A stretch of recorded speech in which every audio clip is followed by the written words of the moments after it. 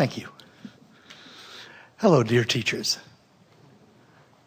You really mean it when you say that my feeling good and my feeling bad is only about me related to me. You can use a lot of different excuses. People say, I'm sad because my lover left. And we say, no, you're not. No, I'm sad because my lover left. We say, no, you're not. I say, wait. I wasn't sad, my lover left. Now I'm sad. I'm sad because my lover left. And we say, no, you're sad because you're not in alignment with who you are, and you may be attributing into that. But you have control. You don't have control over whether your lover leaves, but you have control over the direction of your thought. And the way you feel is about the direction of your thought. You have the ability to focus in ways that you have not exercised. Too many people are dependent on the behavior of too many others, which you can't control. And then it puts you in this uncomfortable position of needing to be true control freaks in order to feel good. And then as your world gets bigger, you find that there are too many moving parts, and you find less ability to control, and so then it all begins to break down as the moving parts become more numerous, where when you get it, when you decide early on or as soon as you can that you're going to stop trying to control the uncontrollable, which is everything that everybody else is doing, even doing with you. Stop trying to control the uncontrollable and control the only thing you can control, which is your relationship with your vortex. You'll be joyful, and then the cooperative components will come and match you, and you'll find all kinds of people in your life.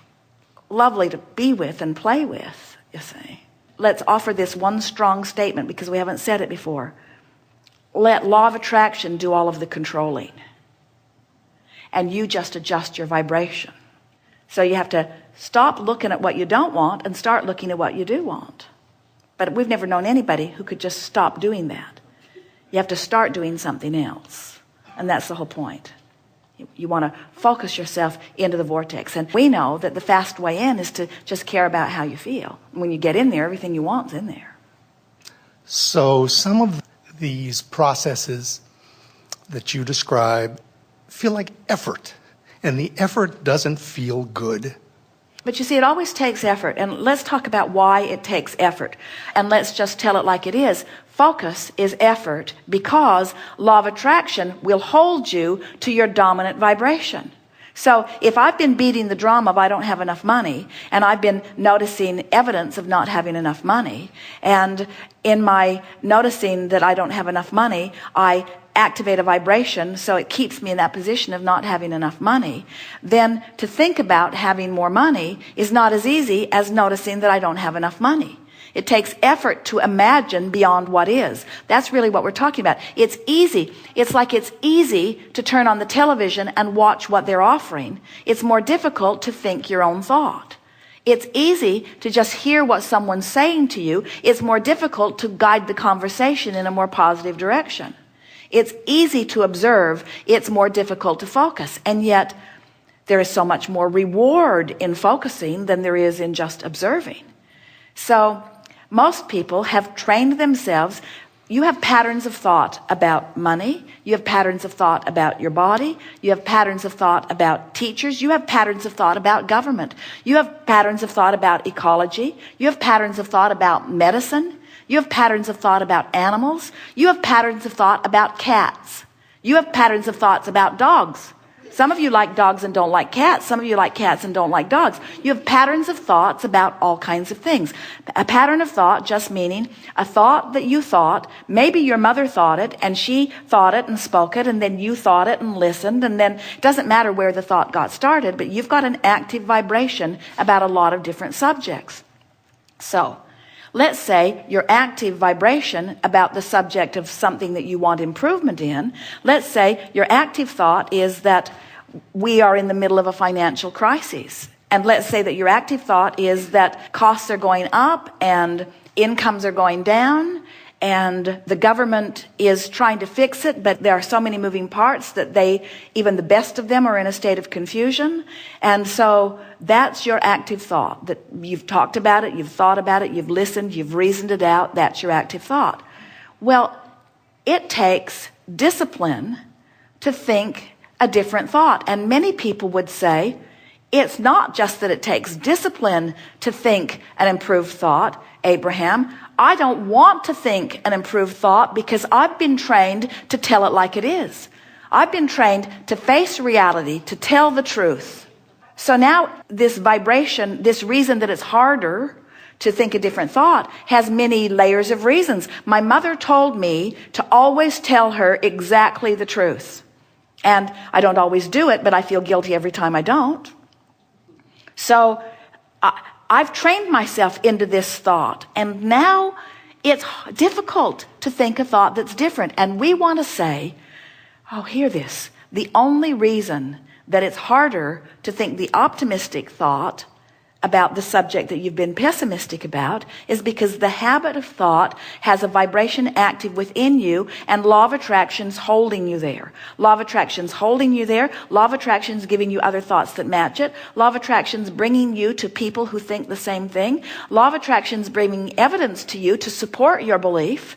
In other words, of course it's hard because reality has been formulating around it, and you believe your reality.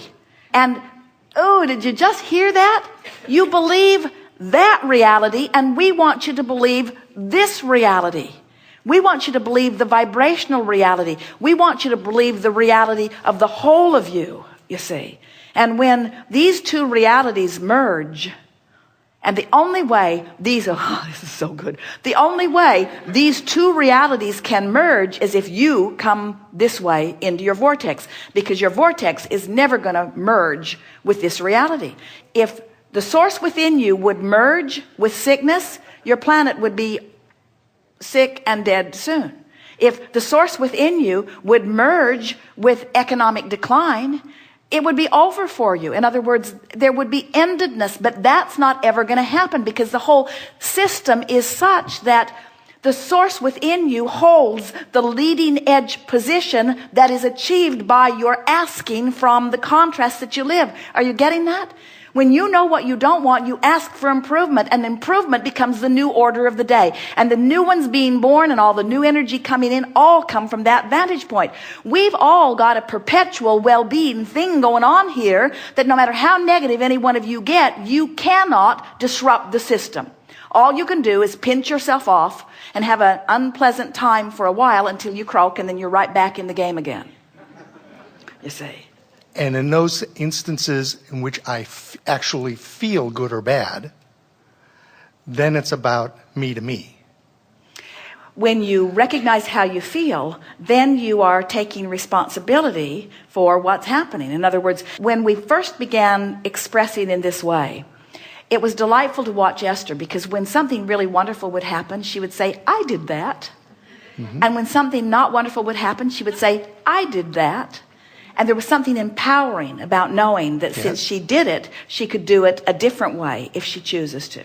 But it's easy to forget because there are so many moving parts. It's so easy to give other people credit for the way they behave. That's sort of what feels logical to you, but it isn't logical, because the way they're behaving to you always matches your expectation. People will raise or lower to the level of your expectation. And that's why sometimes it's hard to focus yourself into a new place. As we say, you've been thinking that way, you've been getting feedback, which is why you think that way, so you get feedback, which is why you think that way, which is so you get feedback. It's just a spiral of attraction, you see. But only when you care about how you feel, so you start directing your thoughts based upon how they feel rather than upon the reality. Esther will say, Abraham, but it's true. Not so much anymore, but she tried it for a while.